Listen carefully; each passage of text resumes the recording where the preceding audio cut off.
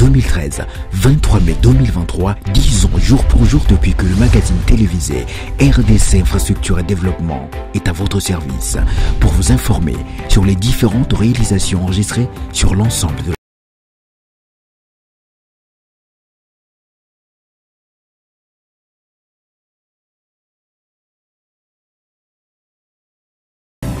à l'occasion de ce 10e anniversaire. Une soirée sera organisée au Salon Panorama.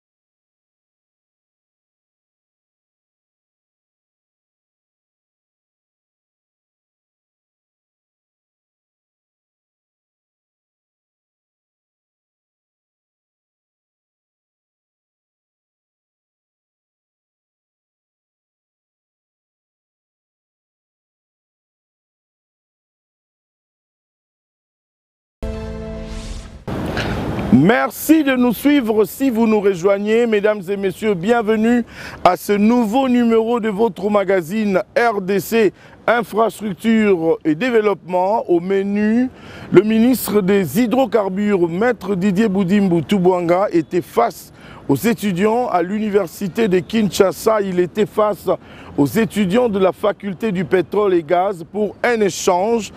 Également à suivre au cours de ce numéro, mesdames et messieurs, vous suivrez également au cours de ce numéro, mesdames et messieurs, l'évolution des travaux de la route Secomaf sur le 15 km qui devait être réalisé par la société moderne Construction. À ce jour, mesdames et messieurs, 11 km sont déjà réalisés. Enfin, mesdames et messieurs, vous allez suivre l'évolution de travaux de l'hôpital général de référence où il s'agit ici de la reconstruction des bâtiments qui sont sortis des terres, mesdames et messieurs. Ces travaux sont également réalisés par la société moderne Construction. Mesdames et messieurs, bienvenue à toutes et à tous à votre magazine RDC Infrastructure et Développement. Bienvenue.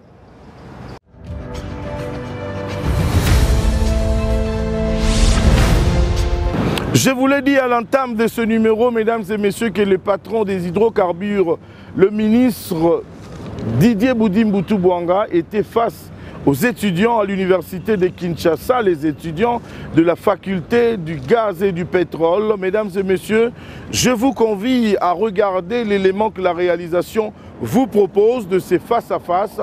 Suivez et on se retrouve juste après.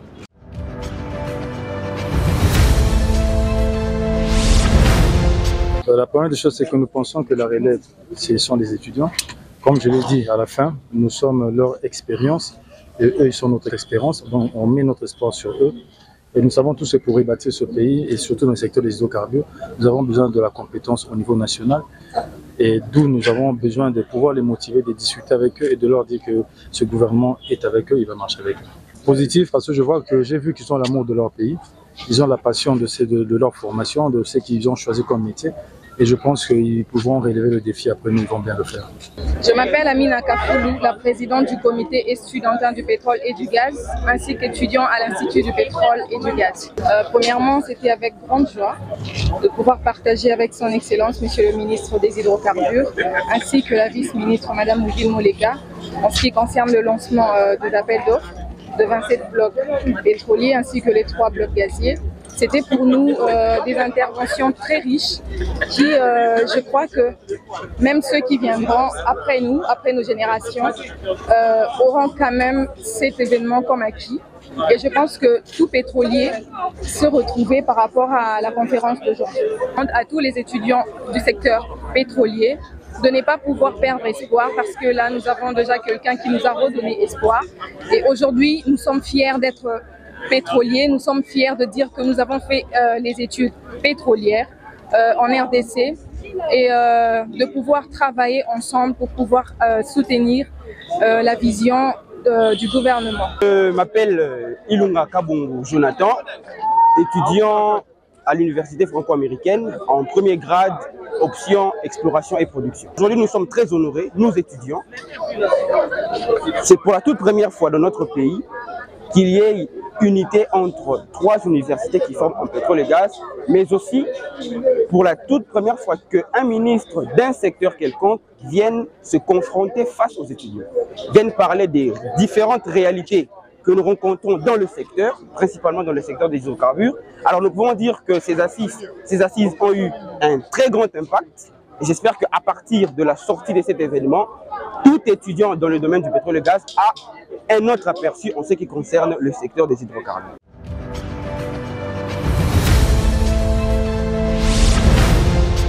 Transformation et reconstruction de la voirie à Kinshasa. Mesdames et messieurs, nous allons vous proposer, comme je vous le disais à l'entame, que la route Secomaf est en train de se transformer. Mesdames et messieurs, cette route est en train de mettre sa plus belle robe. Mesdames et messieurs, je vous convie encore une fois de plus à regarder ce travail que la société moderne construction est en train de réaliser sur cet axe routier sous le financement de la ville de Kinshasa, avec à sa tête le gouverneur Gentili Ngobila Mbaka. Mesdames et messieurs, regardez et on se retrouve juste après.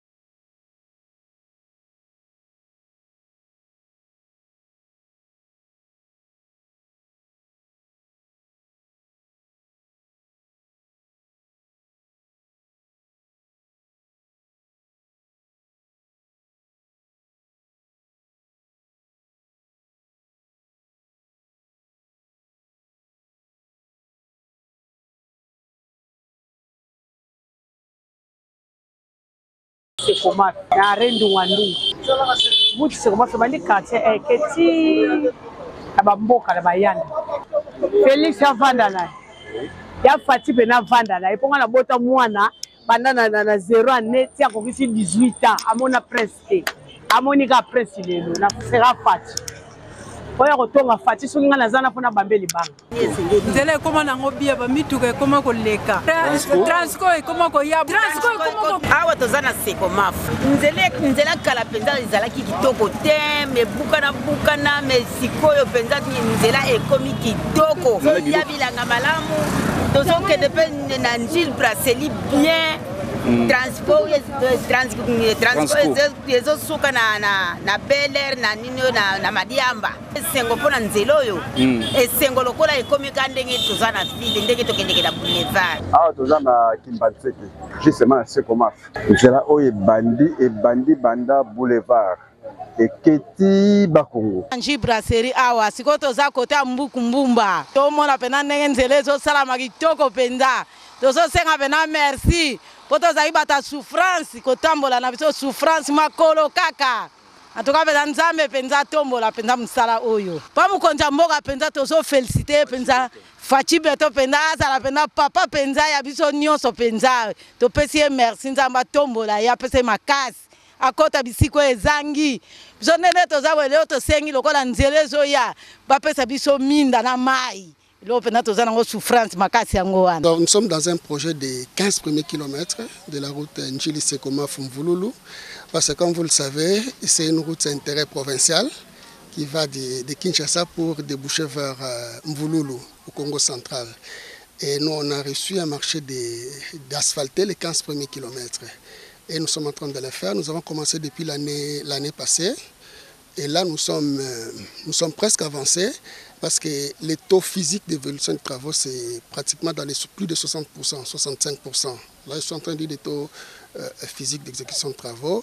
Nous avons déjà asphalté 6 premiers kilomètres, 6,5 ou près de 7 kilomètres, 3 kilomètres avec les enrobés denses et près de 4 derniers kilomètres encore avec la graffe bitume qui doivent recevoir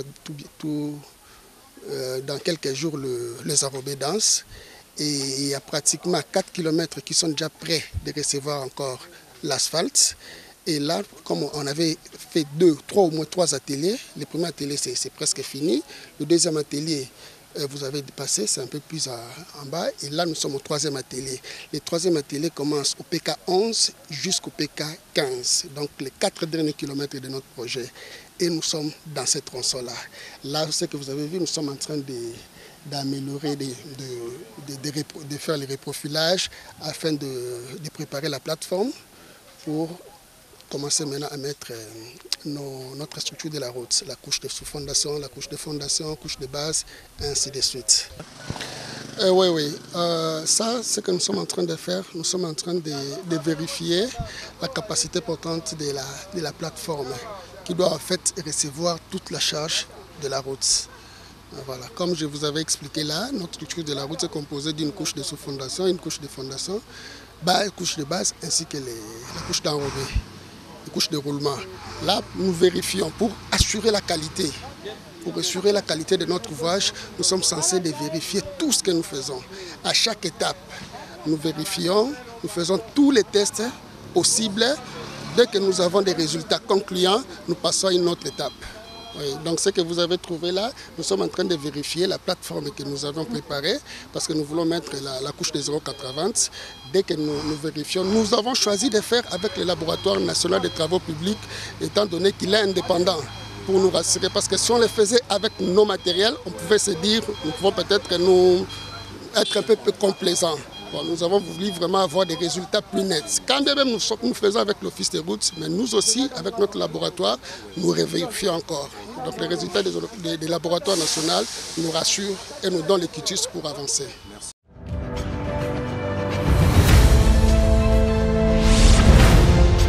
Des nouveaux bâtiments sortis des terres, mesdames et messieurs, une transformation très visible et palpable, mesdames et messieurs. Nous allons vous permettre, à travers cet élément que vous allez suivre, de voir des visus, comment est-ce que ces bâtiments sont en train de se réaliser, ces travaux, mesdames et messieurs, qui sont réalisés par la société Moderne Construction, sous la supervision et la coordination du Bureau central de coordination, le BCECO, avec un financement du Trésor public, c'est-à-dire du gouvernement de la République. Mesdames et messieurs, regardez comment est-ce que les choses sont en train de changer dans le secteur de la santé.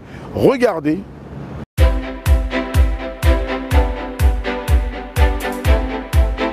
« 23 mai 2013, 23 mai 2023, 10 ans jour pour jour depuis que le magazine télévisé RDC Infrastructure et Développement est à votre service pour vous informer sur les différentes réalisations enregistrées sur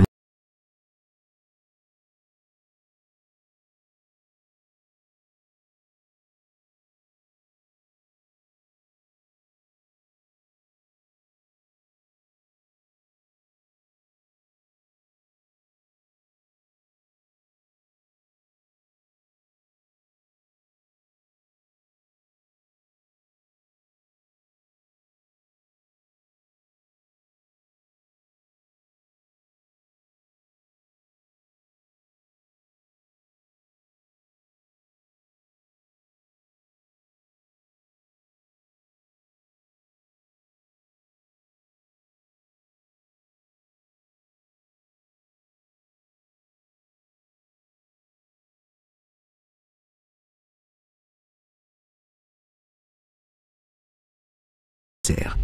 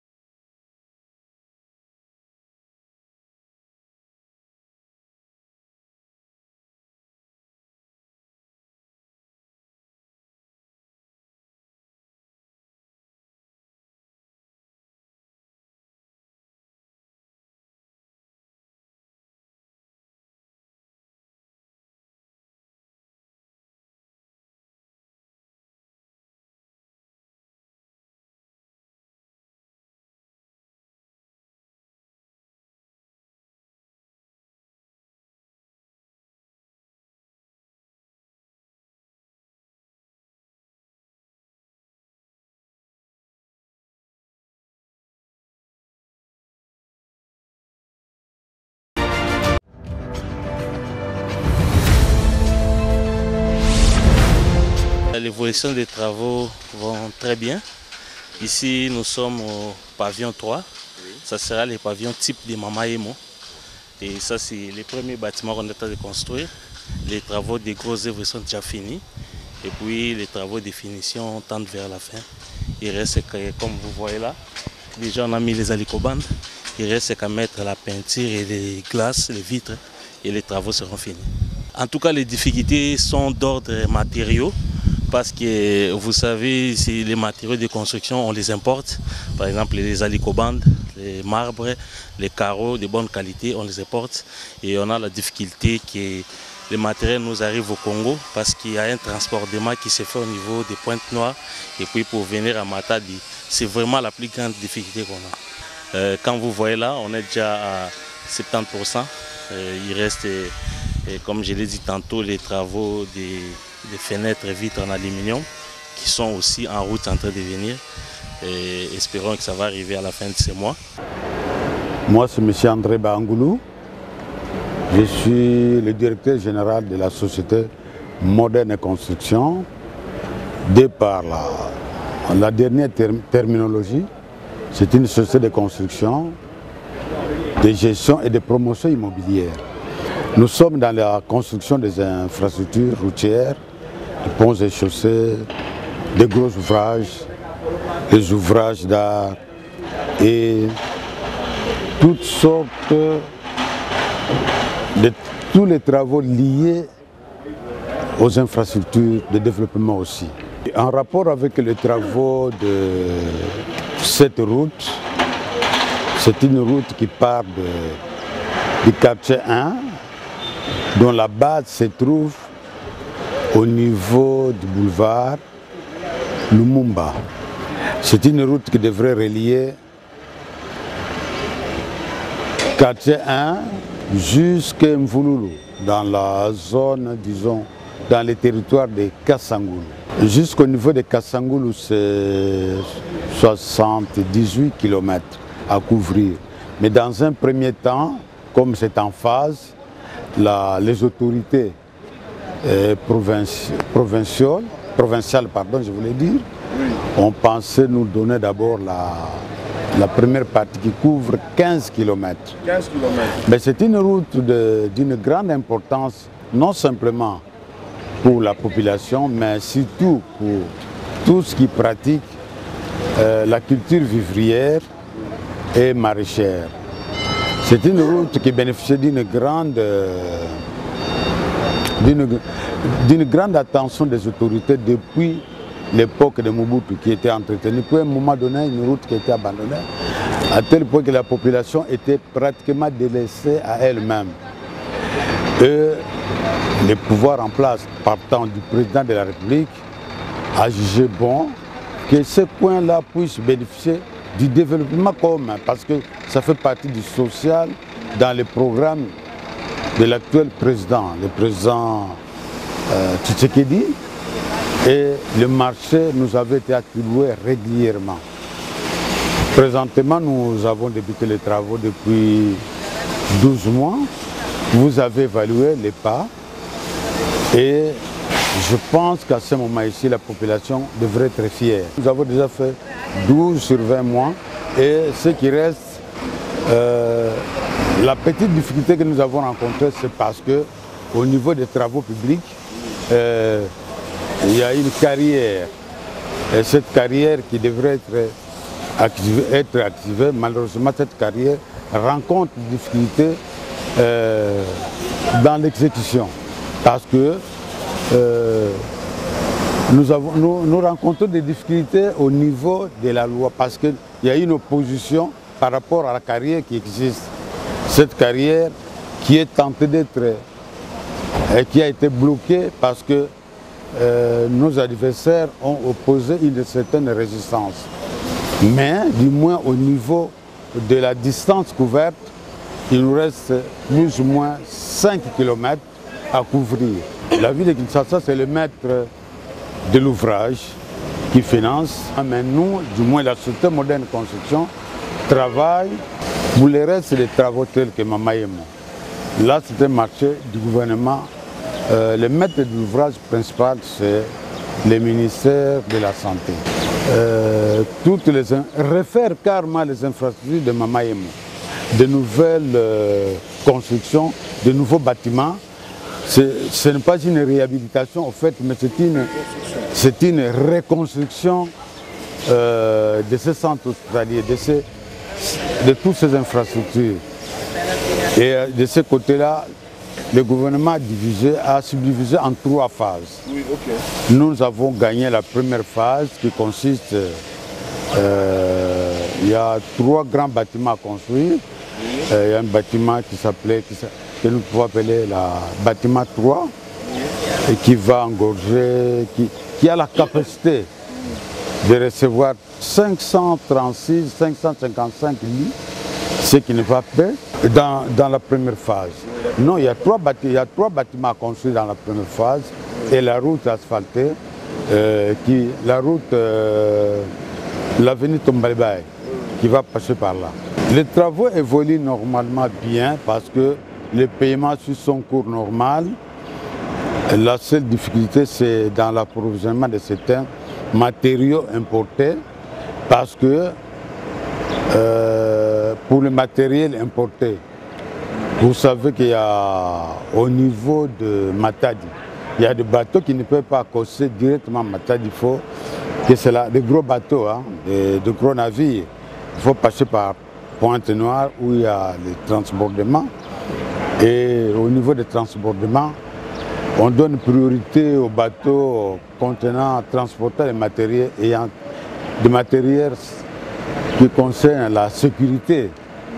Donc là, nous avons des petites difficultés, mais qu'on est tenté de résoudre avec les autorités du pays qui nous accompagnent. Les maîtres d'ouvrage délégués, et c'est BSECO qui assure la conduite, qui a engagé une mission de surveillance et de contrôle. À ce jour, il n'y a pas de plainte avec BSECO. Tout se passe normalement bien. Et pour le moment, nous sommes à plus de 80% parce qu'au mois de septembre, nous devrons livrer les ouvrages. Septembre 2023.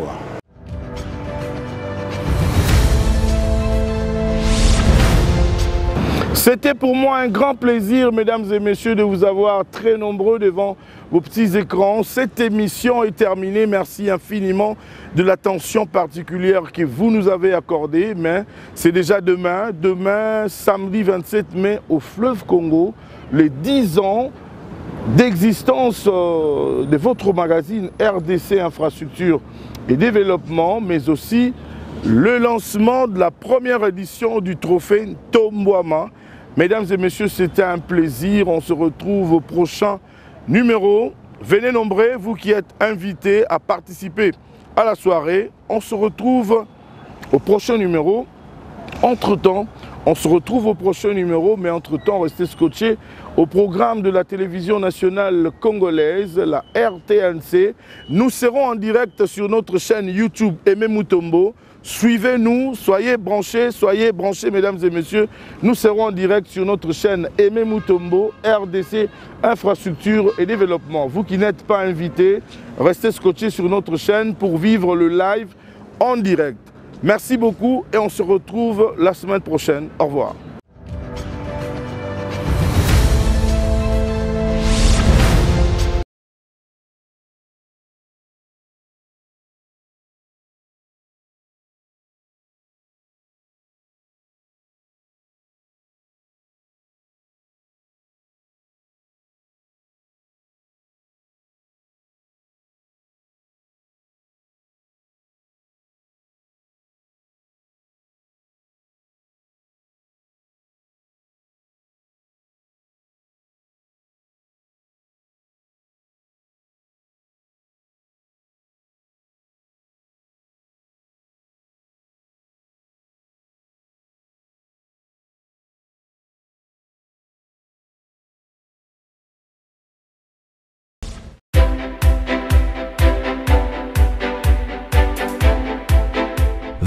mai 2013, 23 mai 2023, 10 ans jour pour jour depuis que le magazine télévisé RDC Infrastructure et Développement est à votre service pour vous informer sur les différentes réalisations enregistrées sur l'ensemble de la